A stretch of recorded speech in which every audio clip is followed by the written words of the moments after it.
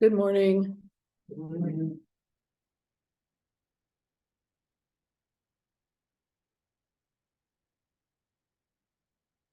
Well, not surprisingly, this morning, I'm going to continue talking about the Fukanzazengi. I think this is talk number 10. So what we're going to talk about today is, for the uninitiated, the Fukanzazengi are instructions on how to sit or meditate in Soto Zen by the founder of Soto Zen, the Japanese founder who lived in the 13th century, Dogen Zenji. So we've been talking about this now I have been talking about this for, many moons. So the section we're going to talk about today is you have gained the pivotal opportunity of human form. Do not use your time in vain. You are maintaining the essential working of the Buddha way. Who would take wasteful delight in the spark from a flintstone? Besides, form and substance are like the dew on the grass, destiny like a dart of lightning, emptied in an instant, vanished in a flash. Okay, so the first part of this, you have gained the pivotal opportunity of human form. So in Buddhist teaching, you have to be born in a human body in order to be able to attain realization. So that's kind of the traditional Buddhist teaching about this. And there are several reasons for this. One is that without the kind of mind that we have, you can't comprehend the importance of cultivating Buddha's mind, cultivating the mind of Buddha. Also, humans have some agency in their practice, which other beings do not necessarily have. Our lifespan is long enough, around 100 years, so that gives us time to develop and be able to cultivate our practice. And also, we're born in Shakyamuni Buddha's Buddha field. So that means that Shakyamuni Buddha was able to understand the suffering that we go through as human beings and to create a teaching that allows us to be able to apply itself to our lives in a way that's efficacious. And the other thing about this is that at some point in the future, according to Buddhist mythology, some point in the future, there's not going to be, Buddhism will be completely forgotten. And then we'll have to wait billions and zillions of trillicosms of time for the next Buddha to be born. So this is this pivotal opportunity to be born into a human body. And then Dogen says in his commentary, Busudo, which means way of the Buddhas, he said, we are entrusted with the rare body and mind of a human, through the power of past pursuit of the way. So the fact that we're reborn as human beings practicing Buddhism comes from previous lives. Having received this magnificent power, mistakenly to serve another path is no way to repay the beneficence of the Buddhas and ancestors. So as Westerners, I would say it's a pretty biased point of view, but then again, Dogen was a dyed-in-the-wool Soto Zen Buddhist teacher, so that was his feelings about this, is that this is the, one true way. So after he talks about this pivotal opportunity of being born as a human, he said, don't use your time in vain. So don't use your practice time in vain. He says in Gyoji, which is sustained practice, he said, once we lose one day in the 100 years of life, there is no getting it back again. And this is true, right? We cannot go back and relive any of the days of our lives. He said, thus the sages of old and prior worthies held dear the days, the months, and the years of their life, so that we actually value and think about how we're spending the time that we have. He said, to spend time in vain means to become confused in the floating world of fame and profit. Not to spend time in vain means to act for the sake of the way while being on the way. So I think for us is a saying, not getting caught being famous, making a lot of money, that kind of thing, that shouldn't be the motivation of what we're doing in our lives. The motivation for what we want to do in our lives is that we want to be helpful. We want to do things that are beneficial. So that's essentially what the Buddha way is how do we understand, how are we able to use the time that we have to be able to mature and be helpful. So we ought to think about how we're spending our time. And, this isn't to say that we shouldn't have some fun. So please go to the movies, stream your favorite programs, go to parties, laugh it up. But that, that we need to really think about what we're doing. We need to think about the purposes. What are we doing in this lifetime? What is it that how are we relating to other people? John Lewis said we should make good trouble. So can we make good trouble in this life? So if we have 100 years to live, and of course, most of us are not going to live to be 100 years old. So if we have, what are we going to do with our lives? And Dogen says, don't let your years and months leak out. Don't let your years and months leak out. Don't let them leak away. I was talking to Shija the other day about a class she's taking at IBS on Shantideva's Guide to the Bodhisattva Way, and about a particular section in there. And Shantideva's Guide to the Bodhisattva Way is very dear to me because it's something that I used to in my practice early on. And there's just 9 chapters that are written in verse, and he talks about practice. But I have to tell you, the guy's like a real hard ass. He's like, just really, you have to really apply yourself to your practice. So he says that we're responsible for examining our minds and cultivating our practice, not for blaming other people for why things aren't going well. And he's very hardcore about this. And he says, we shouldn't say that the other people are to blame because I'm having problems. So he said, you have to work to change your attitude. And then he gives you, in the course of the text, ways that we should think about how we're engaging in our lives. So, this is in the text. It's not a whole lot of wiggle room in the text. I would say that in our lives in general, we have to look at that kind of practice and apply that kind of practice, but we also have to take into account the causes and conditions of our life. So this is not about brutalizing ourselves, but it is about really paying attention to what it is that we're up to and asking ourselves, how am I spending my time in practice? Am I wasting my time? Is it just an intellectual endeavor that I'm engaged in? Or am I actually doing the hard work of practicing with the teachings that we're being given? So Dogen says, this is how we maintain the essential working of the Buddha way. And then Dogen asks the question, who would take wasteful delight in a spark from the flintstone? So if we look at what we've just talked about, there's other translations that make this all one sentence. The translation that we have is broken up into about 3 sentences. But if you make it one sentence, it becomes, since you have already attained the pivotal opportunity of human form, do not pass your days in vain. When one always bears in mind the appropriate conduct of the way of the Buddha, who can carelessly enjoy the spark from a flint? So this way that he's saying, admonishing us, do not pass your days in vain, when one always bears in mind the appropriate conduct of the way of the Buddha. So that is how we do not waste the time that we are on this earth.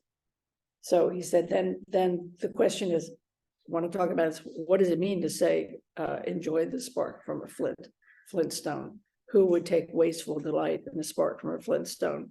So reading this, I'm thinking, there's a couple of different ways to think about what this means. He's saying, if you want to practice the Buddha way, Don't be caught by the pyrotechnics of sparks from Flintstone. And what does that mean? What do I mean by that? Perhaps he's saying, don't get caught by Satori, right? Don't get caught by the fireworks of running after special experiences.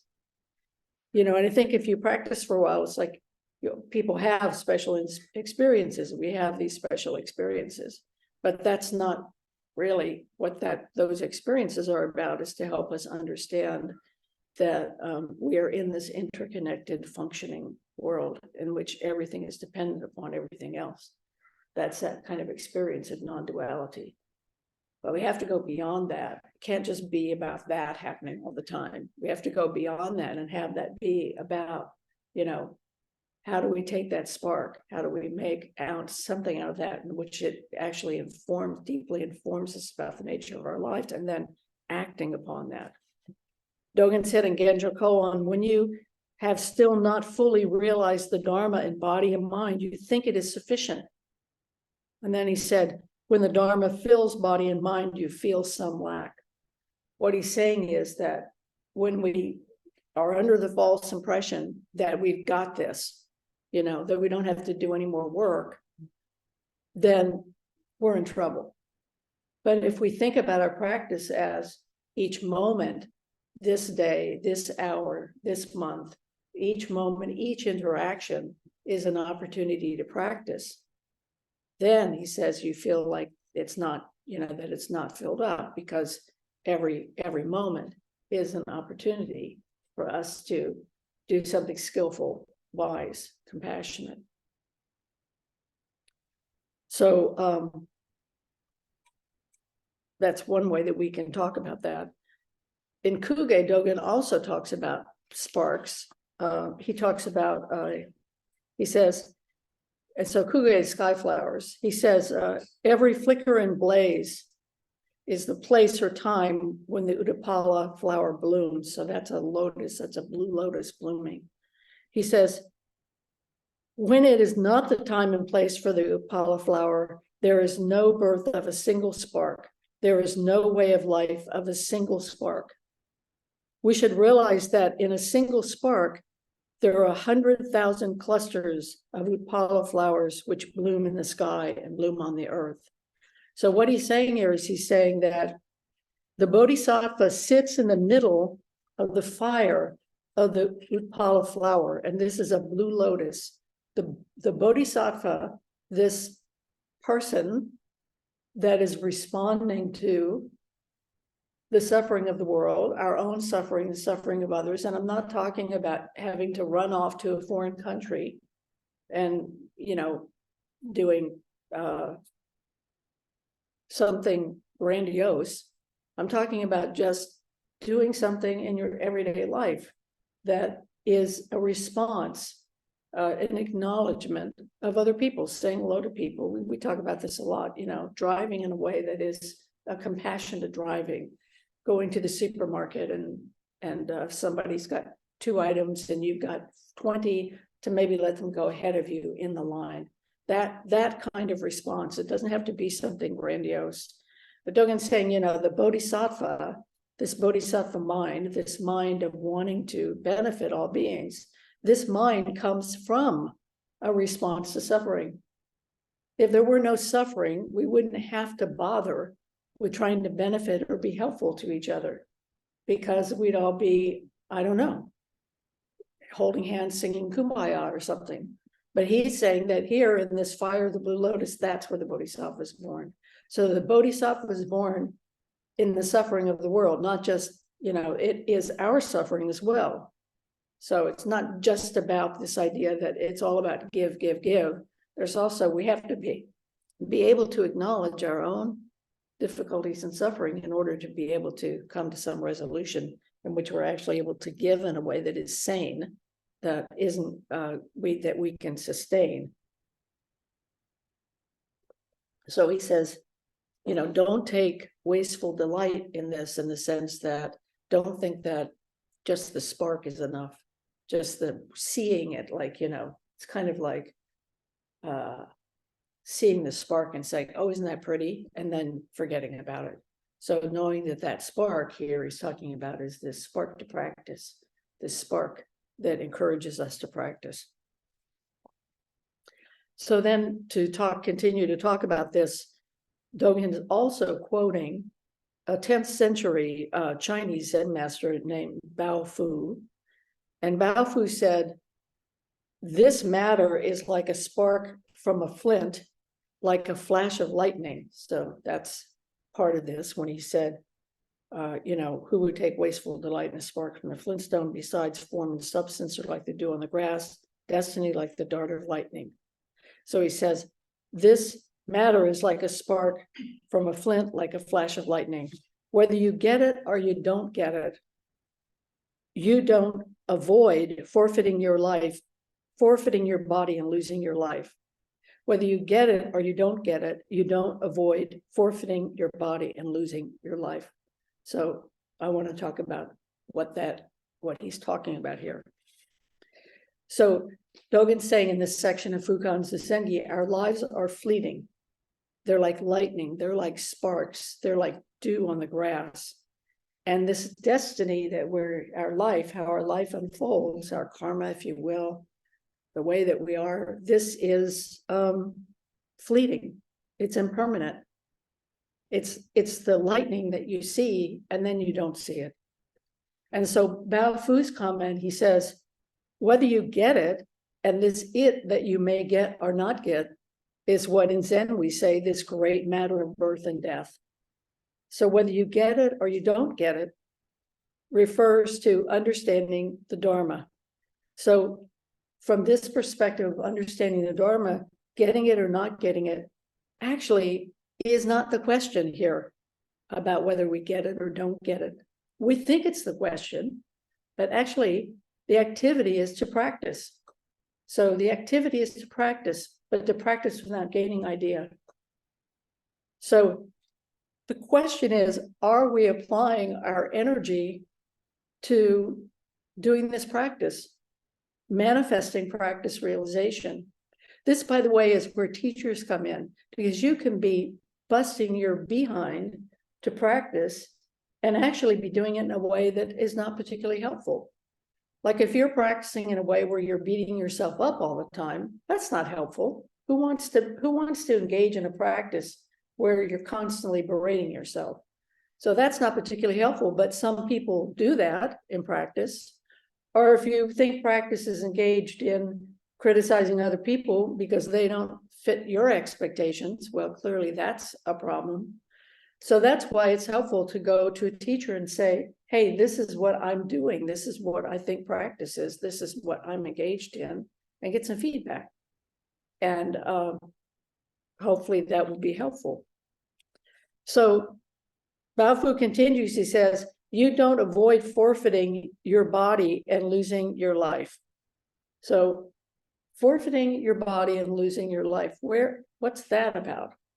And it comes from a koan that Dogen wrote a whole essay on in the Shobogenzo. And the koan's called The Intention of the Ancestral Master Coming from the West. The Japanese is Soshi Sairai. So here's this koan, and some of you may know this koan or have heard this koan or some version of this koan. So Great Master Zhidong addresses the assembly. So he's addressing everybody who's there. And he says, a person is up a tree above 1,000-foot precipice. Their mouth bites the tree branch. And that's the only thing that's keeping them from falling down into this pit and dying, okay, into this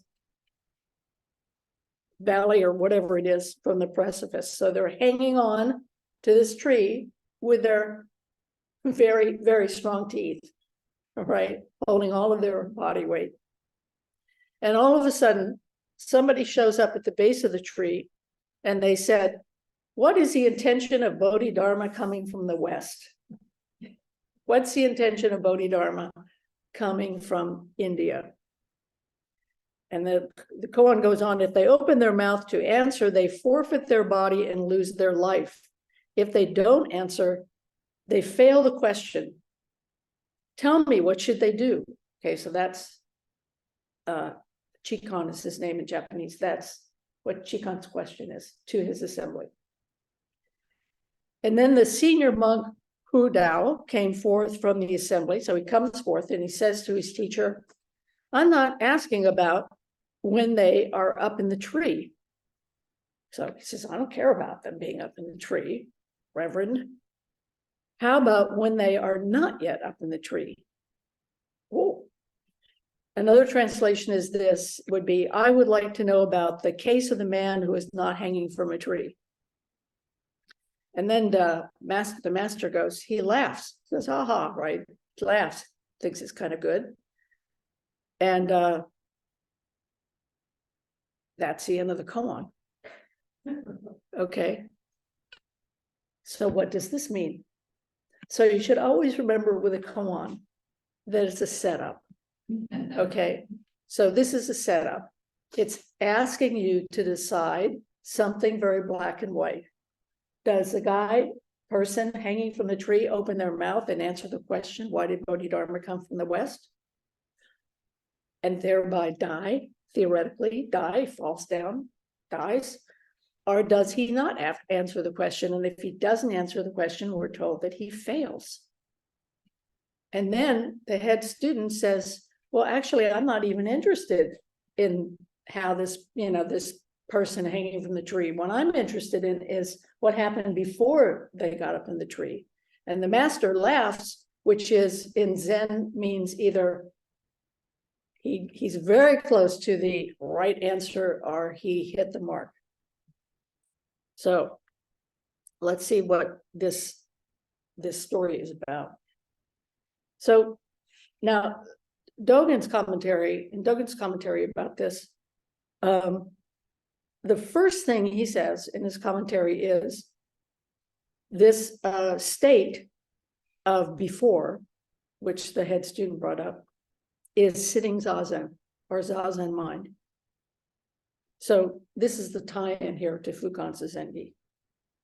So Dogen says, he says, to sit or to have zazen mind, that is me, I'm not quoting him, but to sit or to have zazen mind is this mind of inclusivity, not being caught by anything. So this is the before mind, because the person who's in the tree, who's holding on to the branch, there are different understandings of this, but from this understanding here that Dogen's presenting, this state of being in a no-win situation is a state of really coming up against your practice, right? It's the state of damned if you do and damned if you don't. It's that state of now you've really hitting the crux of this. You really are in that place of like, this is it, this is my practice, my life right now, my effort happening right now. What do I do? In the koan, and this ties into Chikan, who is the teacher. Chikan is the guy who, when he heard the sound of the pebble hitting the bamboo, he woke up. Chikan was asked by his teacher, Matsu, asked him, who were you before you were born? And he couldn't answer the question because he wanted to answer the question intellectually, but he knew he couldn't do that. So it took him years to figure out the answer, and that was the pebble hitting the bamboo. So he offers this koan to his students. So what's happening here? This student is hanging on to the branch and he wants to give an intellectual answer. He wants to answer the question, he or she. They want to answer this question. Why did Bodhidharma come from the West? Who cares why Bodhidharma came from the West? As soon as he opens his mouth to give some intellectual answer to that question, he's toast. He or she, they are toast. So what brought them to that place, right? Where they know the intellectual answer is not the answer. What is it that happened that brought them to that place? And Dogen's saying, the thing that happened was the activity of sitting zazen. The thing that happened was, and you can think of zazen as being formally sitting on the cushion, or you can think of zazen as being this responsive mind.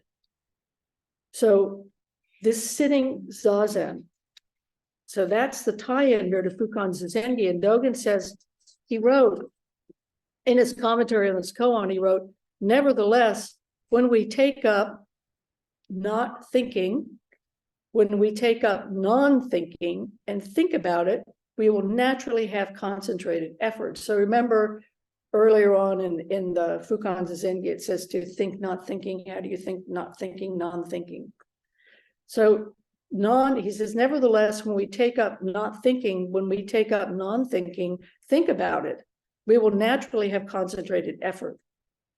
So this is a reference to this core teaching in Fukanzazengi, like what do you do with your mind while you're sitting?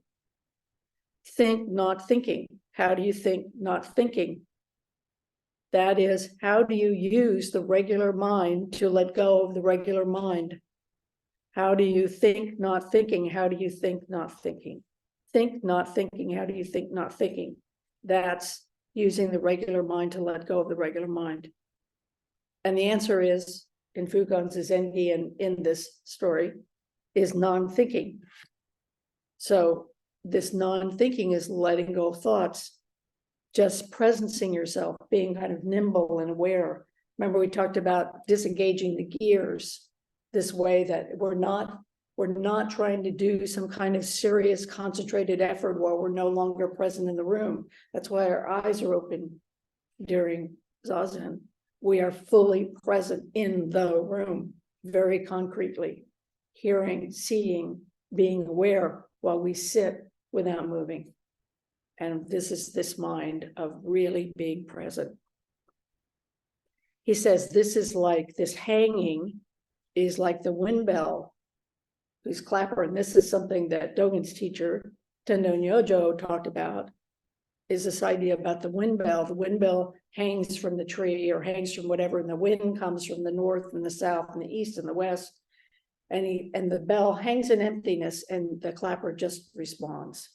So the clapper doesn't care whether the wind is from the north, the east, the south, or the west. The clapper is just going to respond, and it's going to make that sound that a wind bell makes. And that's that pure response that is predicated upon the totality of everything that's happening. Here, the metaphor is the wind, right? So, so this is what Dogen calls in Fukanzazengi is the essential art of zazen. It's a dharma gate for skillful means. It's a dharma gate for compassion and wisdom. So one Japanese source says that forfeiting body and losing your mind is the same thing as Shinjin Datsuraku, which means dropping body and mind. And dropping body and mind means that this state of completely presencing yourself for what's happening in your life, completely presencing yourself while you're sitting zazen. That's dropping body and mind. It is Avalokiteshvara unconsciously reaching back for the pillow while he or she is sleeping. It is just the pure response, this dropping body and mind, which includes the totality of the whole situation.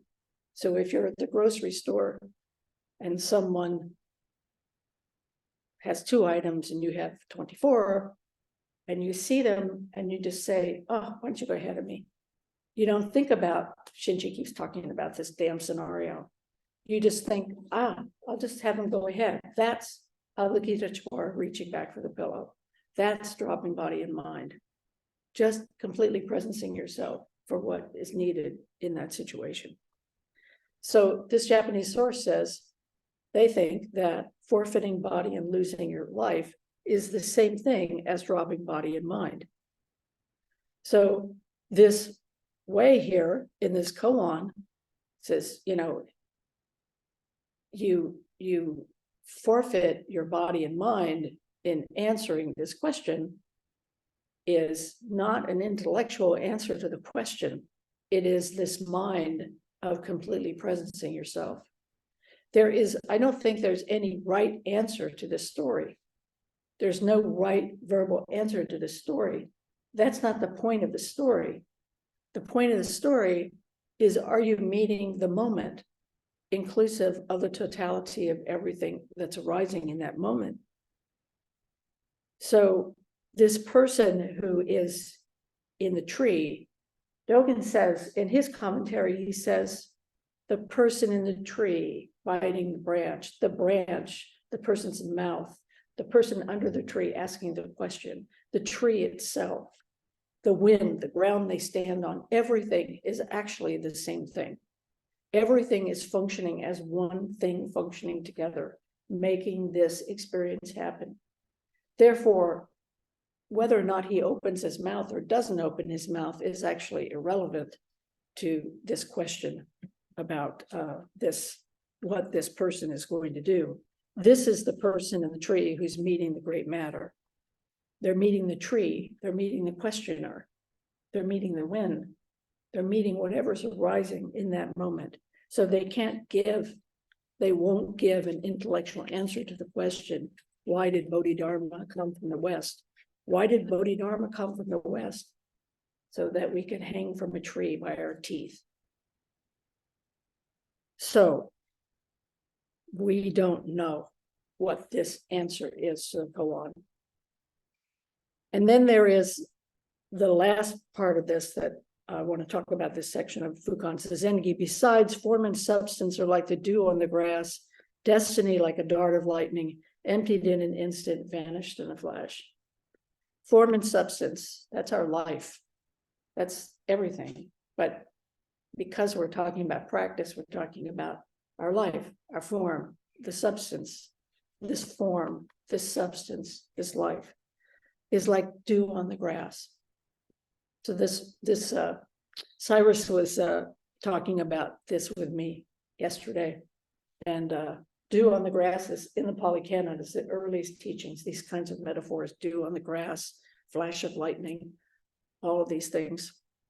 He was pointing out that the flash of lightning, dart of lightning, he had read it in the Diamond Sutra. So these are metaphors that have been around for, a bazillion years in Buddhism. So form and substance are like the dew on the grass, destiny like a dart of lightning, emptied in an instant, vanished in a flash. So, this is it. It's like, it's just comes and fleeting, our lives are like, but what are we going to do? Because even though they just happen, they also have a huge impact. Each one of us has a huge impact, like it just ripples out the things that we do. So we have this pivotal opportunity in this moment of our lives. We have decisions that we make, the twists and turns, the karma of our lives, the directions, our ambitions, all of these things are fleeting. All of these things. And what we want to do is to be able to have all of these decisions and all of these things grounded in the Bodhisattva way, grounded in, what is skillful, what is compassionate, what is skillful means, what is wisdom. What are these things? Well, how are these? How can I respond to my life?